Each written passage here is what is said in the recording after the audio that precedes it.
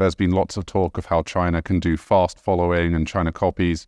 In AI, it's actually different. China has great inventors and great researchers. In response to things like the export controls, it's doing really fantastic work on distributed training to get around that, on all kinds of low-level things to make training more efficient. And it would be a chronically stupid thing to underestimate their capacity for like inventiveness here.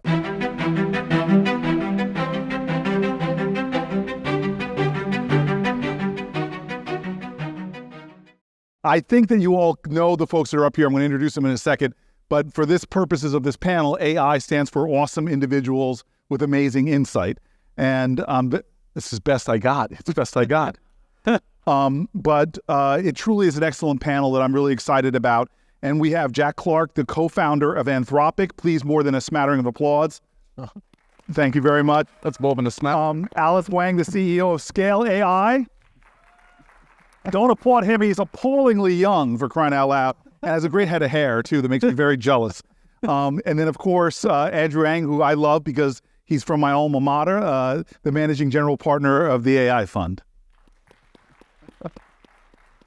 So I want to roll right in, if I can, to get to the conversation. People hear enough from politicians, but you all are on the front lines of what I really believe is the greatest frontier in human innovation that we may ever see. It's exciting dawn of a whole new era for humanity as a whole. But there are a lot of people who bring up concerns, and one of them that I'm almost sort of tired of is the fear predictions for AGI, for artificial general intelligence. And I'm wondering if you all think that the talk is overblown, or if it's something that those who want to have sci-fi movie-like dystopic futures should have a right to be somewhat concerned. And this is a jump ball, gentlemen. I'm happy to start by answering. I mean, I think that the key to this conversation is, there's some truth to the fear that we'll develop very powerful AI systems, but there's also a lot of truth that the AI systems we have today are extremely beneficial, can have a lot of positive impacts on humanity, positive impacts on society.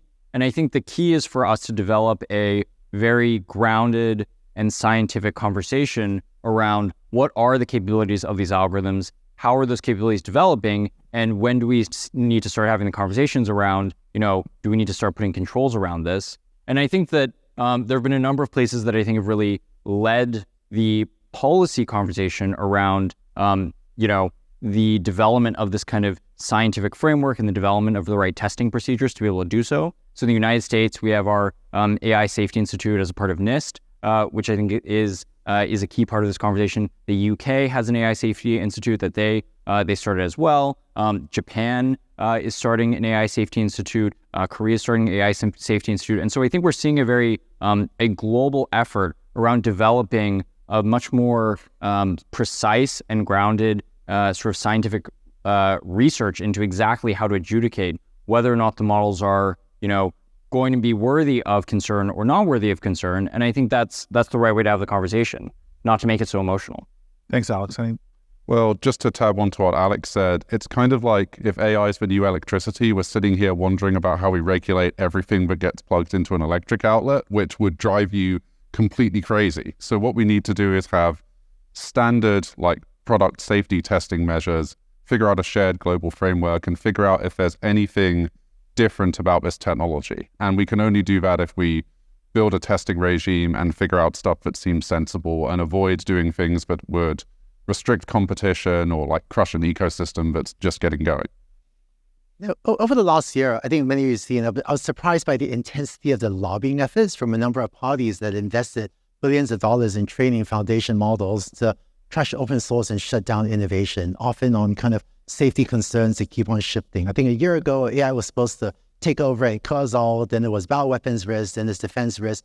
AI does have risk, but to take the electricity analogy further, today it feels like we're trying to make home appliances safe, the applications, electric home appliances safe, by regulating the solar panel makers. We're going to the solar panel maker and saying, guarantee to me that electron you're generating is safe for the application, and that's just impossible.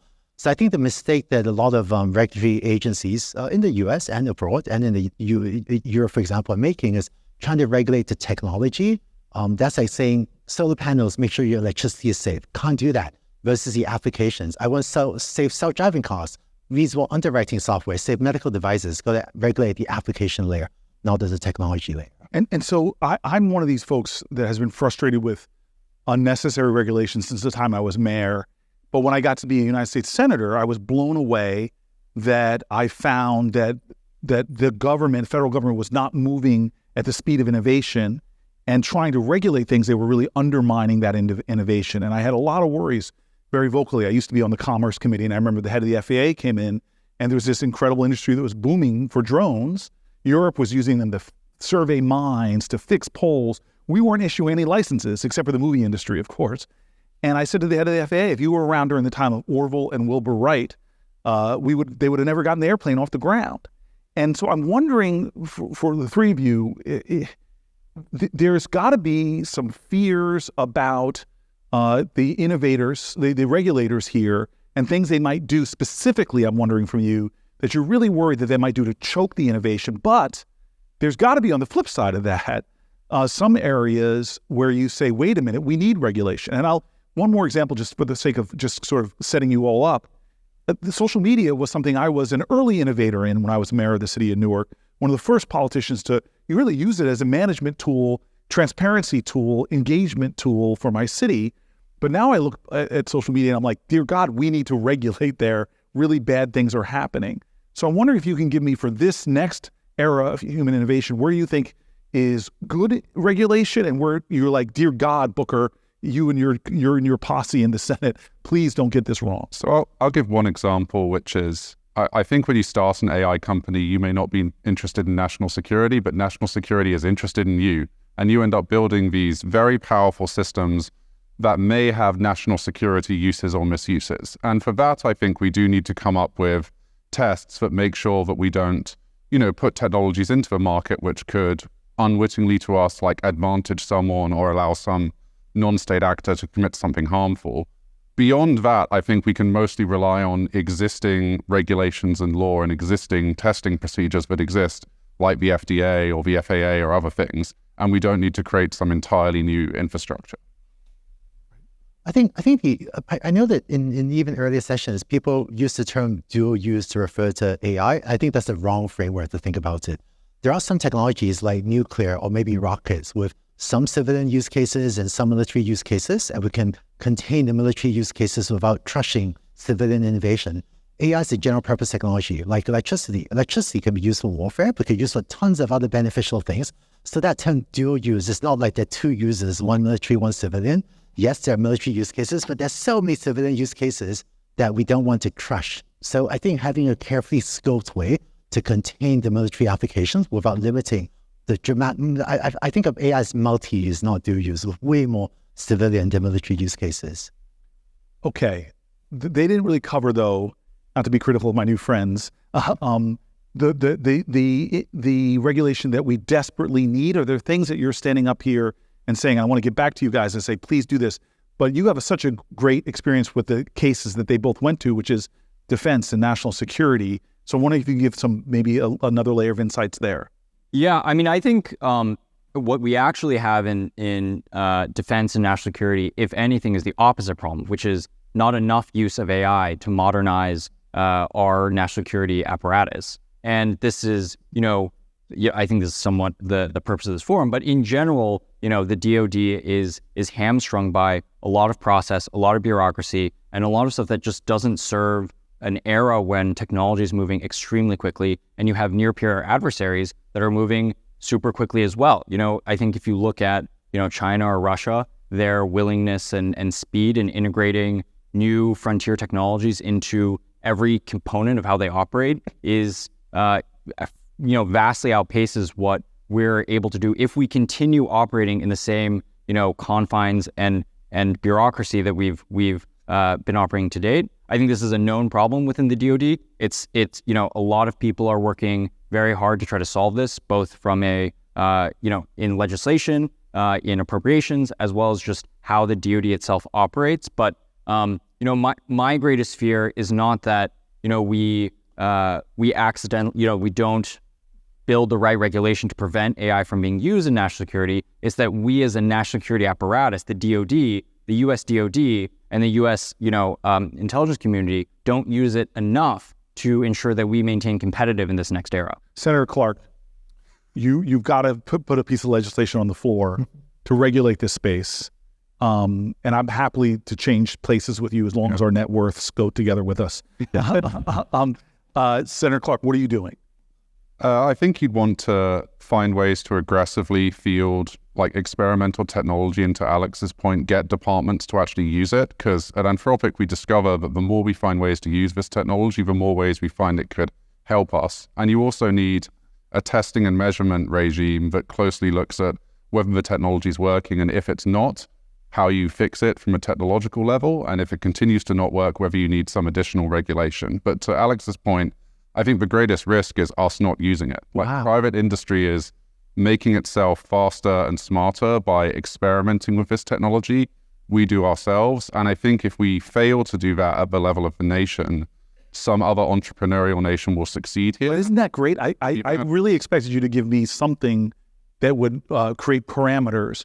But both of you seem to be expressing the fear that if we aren't on the cutting edge of this, we open up a whole world of vulnerability. So if I was a legislator, I'd be telling them to start trying to regulate oversight over the administration to push them into doing it more. But I'm wondering, you're on the left. I'm wondering if on the right here of the divide, Senator Ng, what are you? Us politicians always trying to create partisanship and tribalism. Do you agree? What legislation are you putting to the floor of the Senate now? No, if you're in a foot race with one or more competitors, I think there may be two ways to win. One is you can try to trip up the other guy. Maybe we should do a little bit of that in some cases. And the other is you could run faster and harder. I think here in the US, there's a lot we could do to run faster and harder ourselves, invest much more in training, education, upskilling, invest in compute infrastructure. As Alex mentioned, improve the appropriations process. I think that I see lots of wins we could do there, rather than constraining ourselves in the hope that by constraining ourselves, we can trip up the other guy. And there's actually one other risk. So today, we see many nations buy surveillance software from other nations, from some of our adversaries, and that limits our ability to influence other nations' respect for human rights and privacy, because it's not our software they're using anymore. I worry that a lot of the stifling regulations being proposed in DC will shut American companies out of the supply chain, cause other companies to use alternatives. And then someday, when a large language model is asked a question, what do you think of democracy? I would quite like that AI to give an answer that reflects our values rather than someone else's value. And I worry about those stifling things shut ourselves out. It'd be like an own goal of shutting ourselves out of the supply chain. Well, let's be more direct and hit it on the head. We're competing globally with China, and there is a lot of concern. Some people, though, write off that concern. Here's Rand Corporation recently suggested that China is unlikely to produce major new advances in AI because of U.S.'s superiority in empowering private sector innovation. Is that true? That's not true. I don't know. That's undirect. Strong disagree. Disagree. Some of the best open source models in the world have been built by Chinese companies. So that's one indication of their very fast ability to catch up to our technology. And I think one point just, on this entire topic that is very important to make is the urgency of the current moment. We kind of have a triple whammy situation right now, which is that one, the technology is moving faster than it ever has before. I mean, the increase in investment as well as the just raw scientific progress in AI is faster than any technology we've seen in recent decades for sure. Then number two, we are in a geopolitical environment and geopolitical atmosphere where there's continually increasing levels of conflict. We're just seeing, over the past few years, the amount of global conflict has increased dramatically, and it's not clear what are the off-ramps for this conflict to decrease. It's not looking, it doesn't make me feel great. And then the third whammy is that you have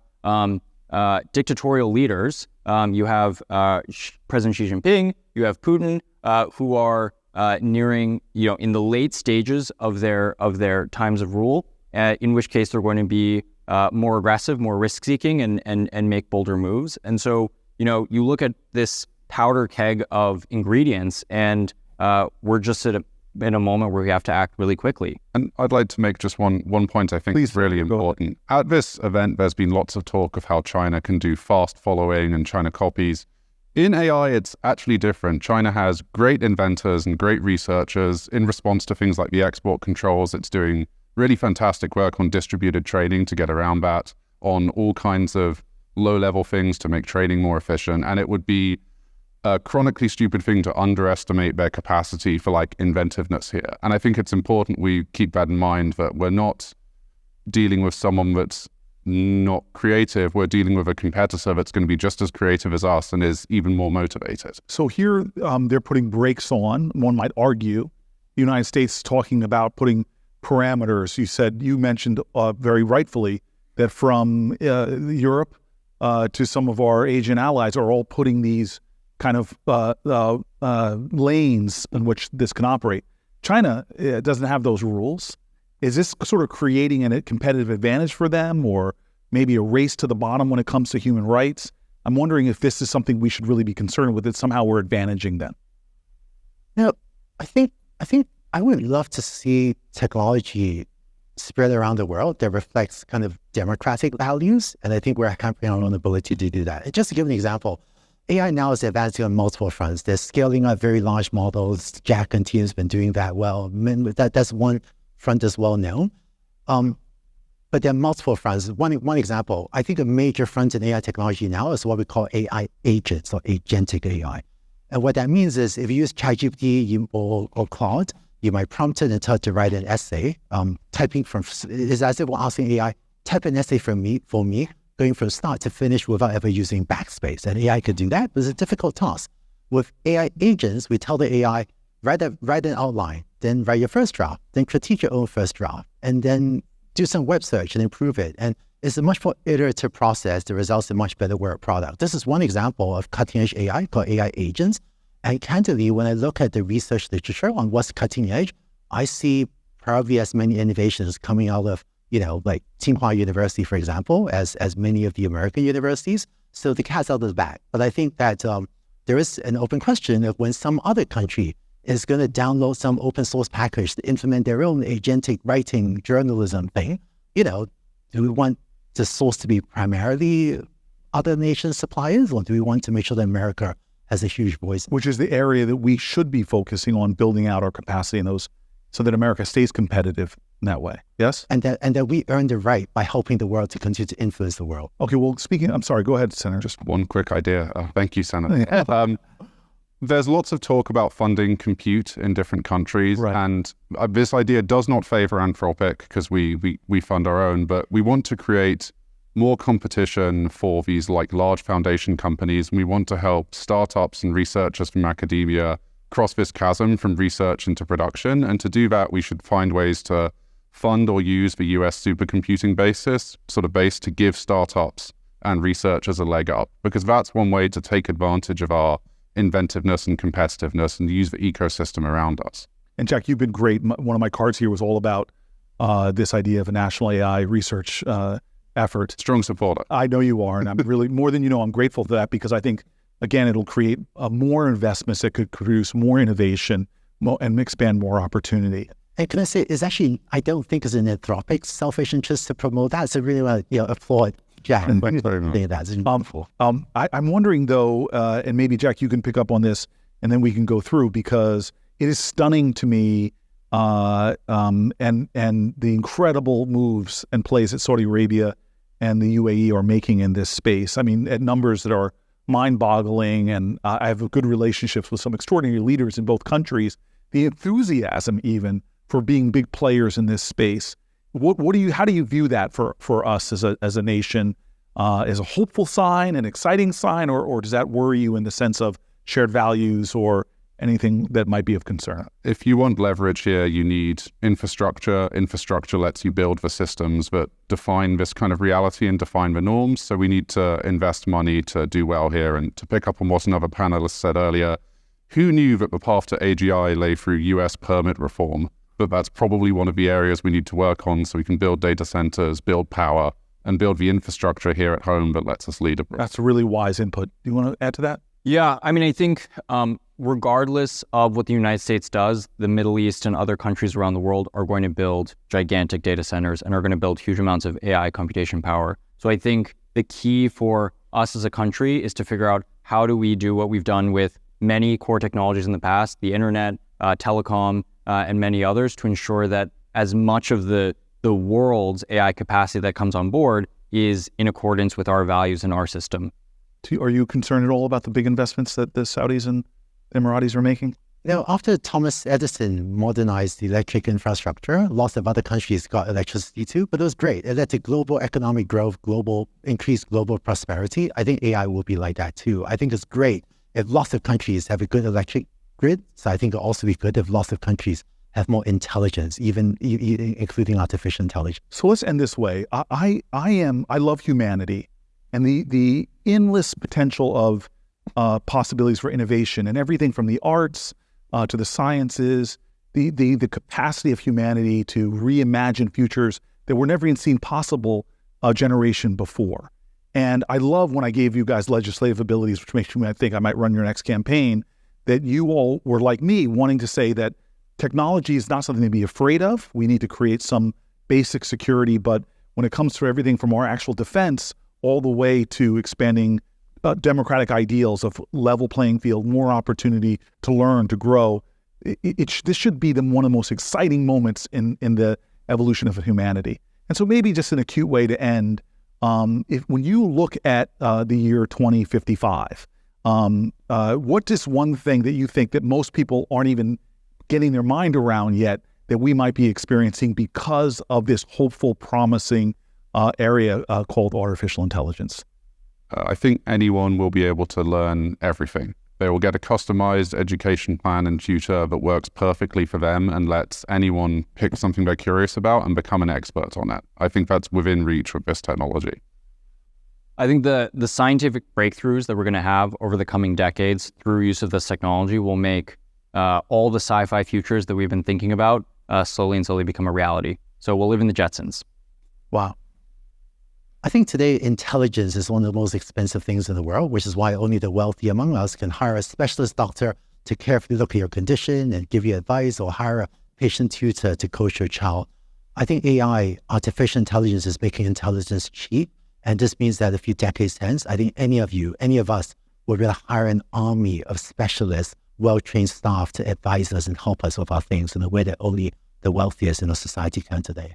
Well, I pray and hope that this doesn't create more concentrations of wealth and power, but a more democratized spread where genius, which is equally distributed, there's many geniuses being born in Burkina Faso per capita as are being born in the most affluent places of New Jersey. But what we do inefficiently right now is cultivate that genius. And if your vision of the future is really one where human genius anywhere can have access to the tools and resources, that unlocks a potential for humanity that is sheerly astonishing. And I know from our history books, when I was in high school, history textbook had an overemphasis on the George Washingtons, the Jeffersons, the Reagans, go through it. But the real people, I think, that are often doing unsung heroes are those that are the innovators and the scientists and those who are creating systems and opportunities that we now in our generation take for granted. You three are frontline players in ways that has me humbled and in awe.